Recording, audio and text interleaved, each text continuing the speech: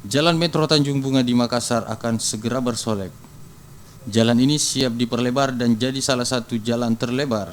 Peresmian pelebaran jalan ini dilakukan Gubernur Sulawesi Selatan, Nurdin Abdullah. Nantinya jalan sepanjang 6 km ini akan dibuat jalur khusus bagi pesepeda dan juga pejalan kaki. Tak sampai di situ, jalur hijau sepanjang 2 meter akan melengkapi jalan ini.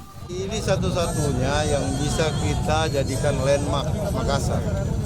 Kalau jalan-jalan, ruas jalan lain itu sudah padat dengan bangunan. Nah, sementara ini adalah salah satu ruas jalan yang masih sangat memungkinkan untuk kita lebarkan. Ya. Nah, tentu sebuah kota pasti harus punya landmark. Sebagian orang melihat kenapa harus Metro Makassar. Saya katakan bahwa Makassar itu kekuatannya ada di pariwisata dan investasi. Kalau ingin kita memakmurkan masyarakat kota Makassar, pasti ujungnya bagaimana kita menggeliatkan perputaran ekonomi di kota Makassar. Selama proses pelebaran, akses jalan di Metro Tanjung hanya akan menggunakan satu jalan dengan 2 arah. Ini akan berlangsung sekitar 2 bulan ke depan atau hingga proses pelebaran jalan rampung. Nila Rustam, Kompas TV, Makassar, Sulawesi Selatan.